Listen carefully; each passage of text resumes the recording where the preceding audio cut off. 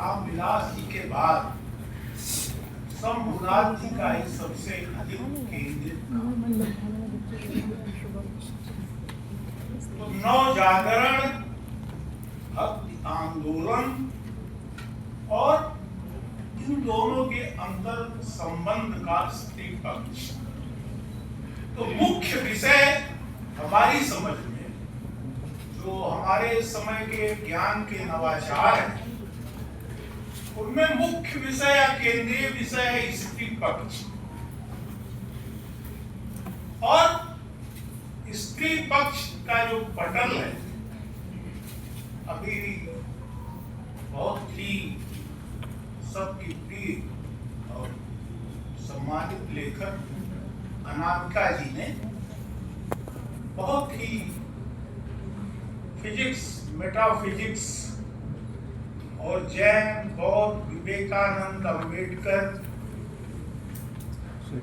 Leonardo da Vinci, मतलब जितना भी भारतीय ज्ञान शास्त्र सम्मत जितनी भी अभिकल्पनाएं थी, उन सबको साझा करते हुए और बहुत ही हम सबको मानसिक विरेचन करते हुए हम सबका उन्होंने निगम घाट बोध तक पहुंचाया।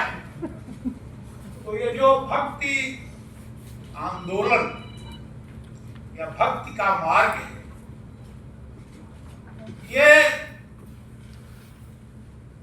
इंद्रियातीत हो जाना, यानी इहलोक से, इस संसार से, लौकिकता से एक और किसी व्यापक लोक तक पहुंचना हो जाए, जिसमें पूरा सचराचर समाज हो, वहां तक पहुंचना।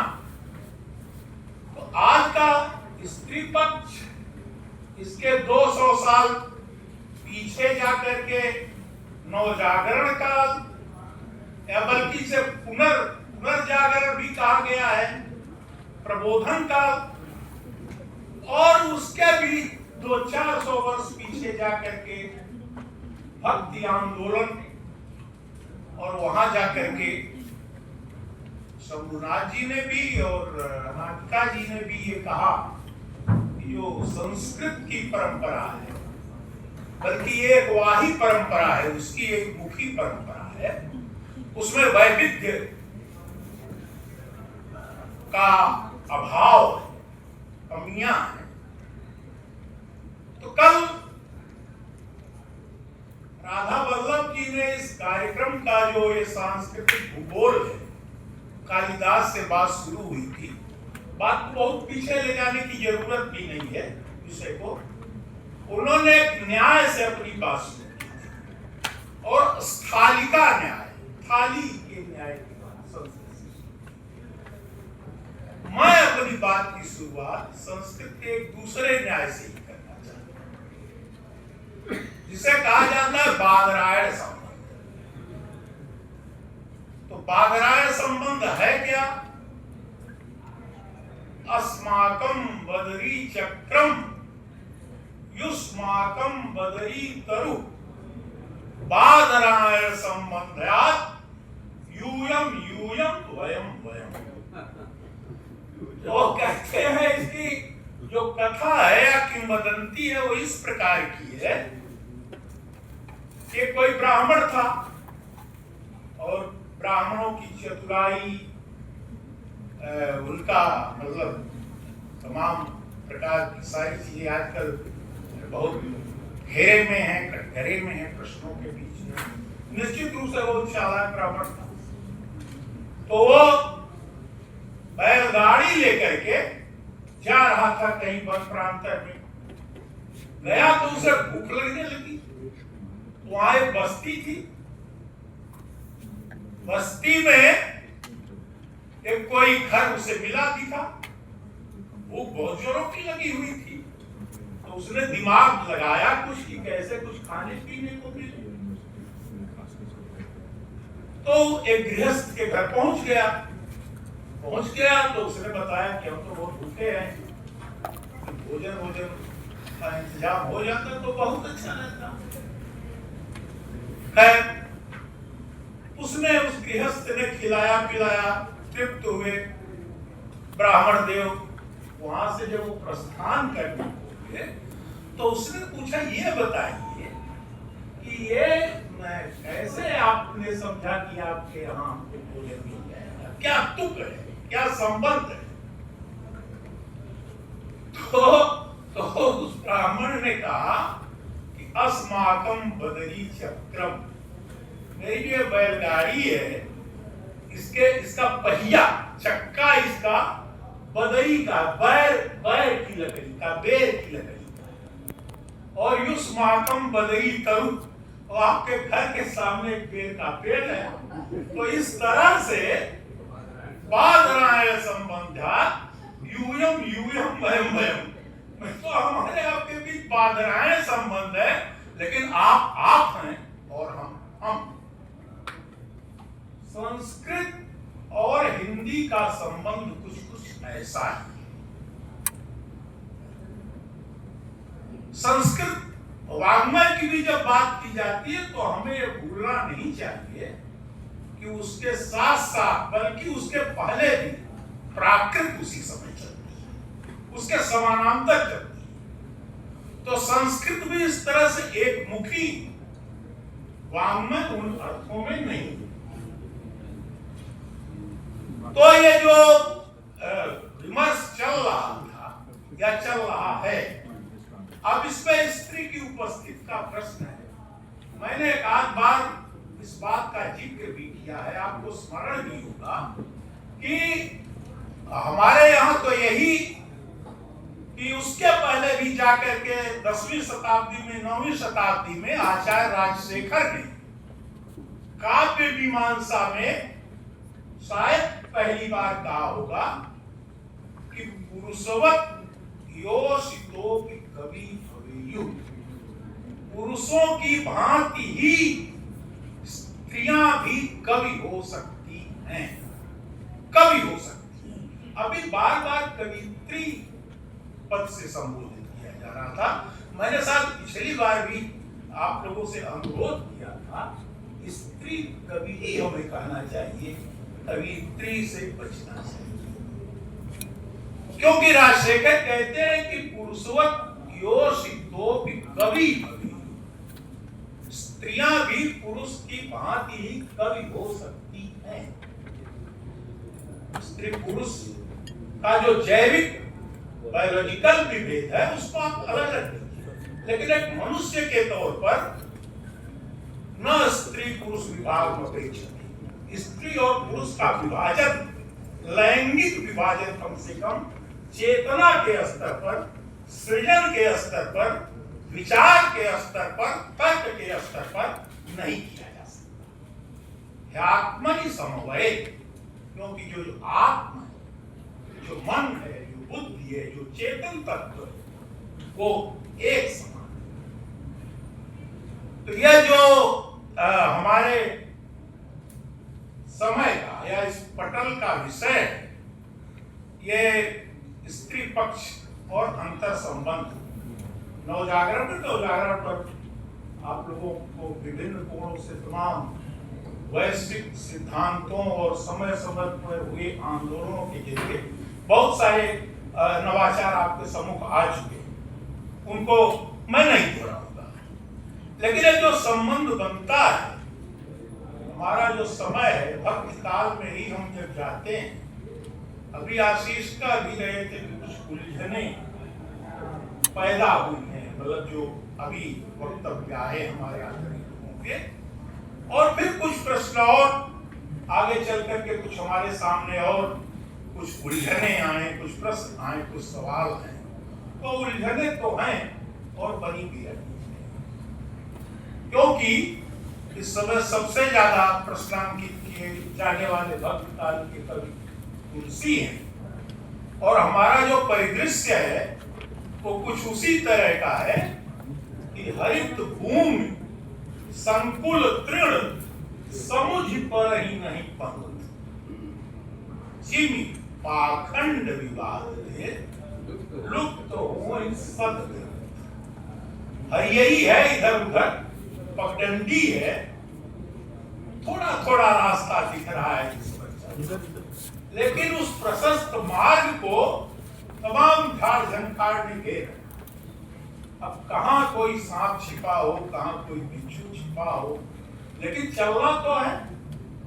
लेकिन जो ये पाखंड है, पाखंड भी एक वाद था, एक दर्शन था। पाखंड का ये ऐसे नहीं कि कह दिया जाता कि आप पाखंड कर रहे हैं, बाकायदा एक उसका भी शास्त्र सम्मत पाखंड का दर्शन रहा। तो अब पाखंड अगर विवाद होंगे तो जो सद ग्रंथ, सद विचार है या सद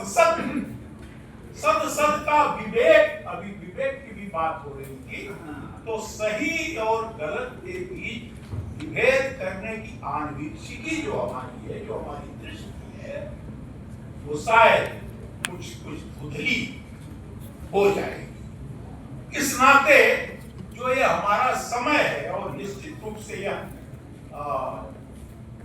स्त्री की चेतना का, और जबकि ये बात भी आई कि सुधरना तो मर्दों को है, पुरुषों को। सही कहना है। ये बात कुछ एकतरफा जैसी,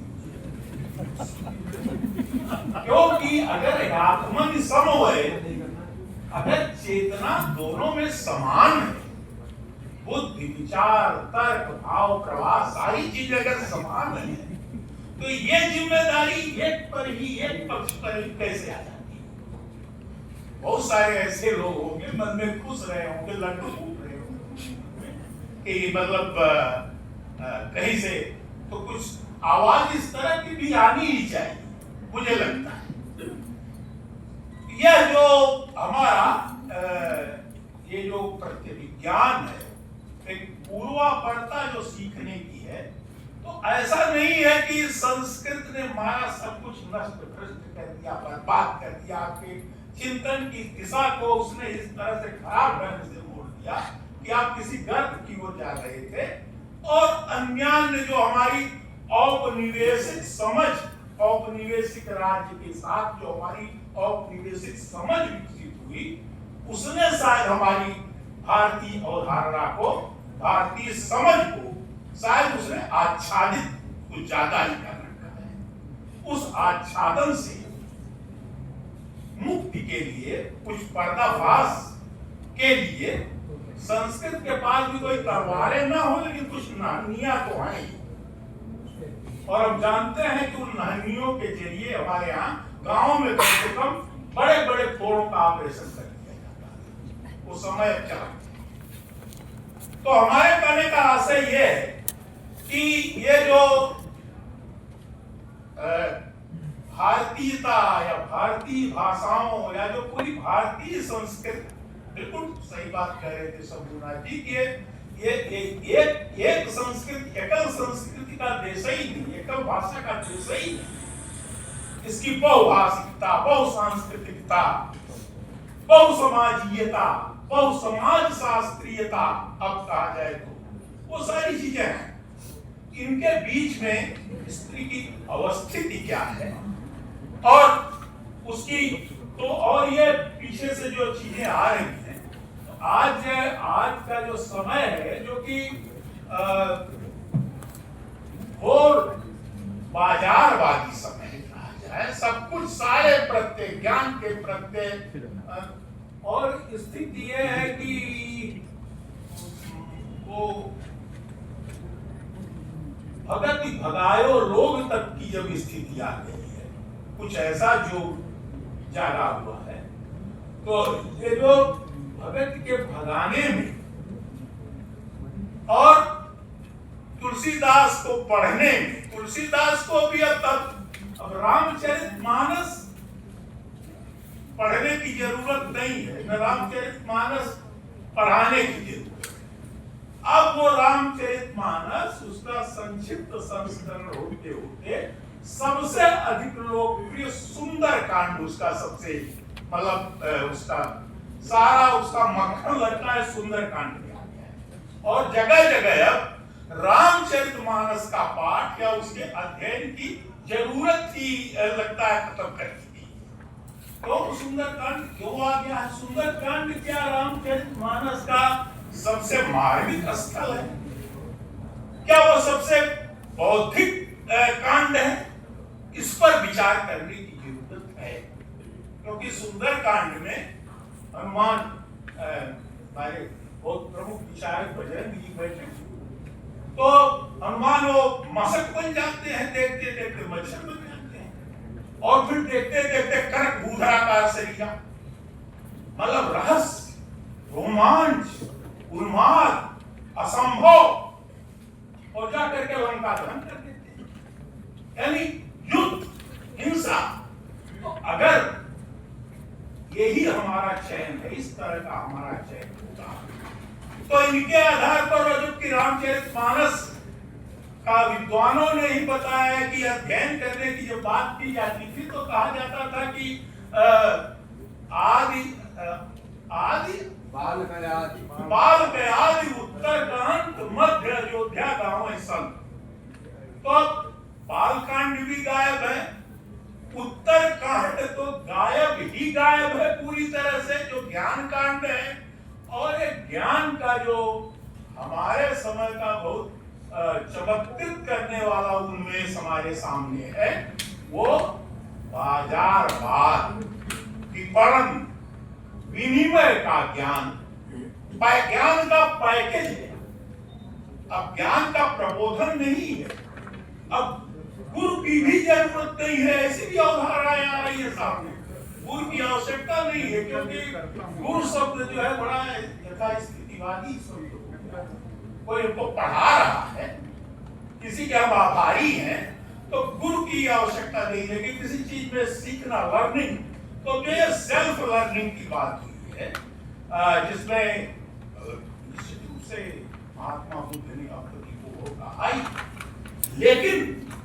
लेकिन अगर हम बिल्कुल परंपरा विच्छिन्न ज्ञान के अगर समर्थक हैं, उसकी वकालत करने जा रहे हैं, तो जाहिर सी बात है, और परंपरा को भी अगर हम अर्जित कर रहे हैं, प्राप्त कर रहे हैं, तो उसे किस रूप में प्राप्त कर रहे हैं, यह देखना बहुत जरूरी है।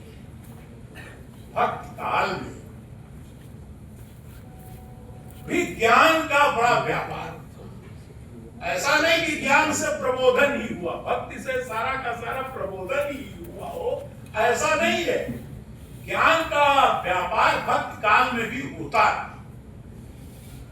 और जब सूरदास ये कहते हैं, आयो घोष बड़ो व्यापारी, इस घोष में, घोष आप लोग जानते हैं ना? अरे समझिए इसका क्या अनुवाद होगा, झोपड़पट्टी आप कह लीजिए एक तरह से घोष का। टोला है ना? क्योंकि जब आप लोग काव्य शास्त्र में लक्षणा पढ़ते होंगे संस्कृत में, चूंकि संस्कृत को तो एकदम से बहुत अभी किनारे कर दिया गया है, तो लेकिन मैं ये कह रहा था कि एक उदाहरण आता गंगायाम घोषा, घोष का झोपड़ी है जो गंगा में, तो तर्क दिया गया कि झोपड़ी गंगा की धारा में कैसे रह सकती है, उसमें तो नहीं रह सकती। तो उसका लक्षणा से अर्थ किया गया, नहीं तो झोपड़ी गंगा के किनारे है। ये जो झोपड़पट्टी ब्रज में, ब्रज की जो भी गांव की जो भी उस समय दशा है होगी, पहले जैसे गांव हुआ करते थे, तो आयो घोष बड़ो व्यापार, भाई झोपड़पट्टी है, लेकिन अगर कोई मान लीजिए कि टाटा से भी कोई आगे का आदमी आ गया है या आ ही रहा है, तो बड़ा व्यापारी है। और वहां जो खरीदार हैं वो झोपड़पट्टी वाले बहुत मामूली से लोग हैं, दूध दही पर जिंदगी का गुजारा करने वाले लोग हैं, गोबर का गोईठा बनाने वाले लोग हैं, उसी की पार्वती और गौरी और गणेश बनाने वाले लोग हैं। जहाँ पर ये ट्रेडिशन है, गोवर्धन की परंपरा जहाँ पर आप कहिए सीधे तौर पर, तो वहां पर एक व्यापारी जाता है उस झोपड़ पर। व्यापारी है तो काफी लगा। लाद खेप, खेप जानते हैं आप, ये शब्द ही है। अभी लोक भाषा के शब्दों की बात हो रही, ये लोक भाषा में हमने जो अर्जित किया है, जिस ज्ञान को, जिस विचार को हम अपनी भाषाओं में, अपने तर्कों में, अपनी जमीन के साथ चीजों को अर्जित करने की जो हमारी जो भूमि संभवा हमारी जो भाषा, तो उस भाषा के जरिए खेप कहा जाता था। गोबर की एक खांची भर के लोग सिर पर ले जाते थे और खेत में पट जाते थे। तो पूरी जो खांची होती थी उसको ट्रिपल किया, खेप का नाम ट्रिपल। लाद खेप गुरु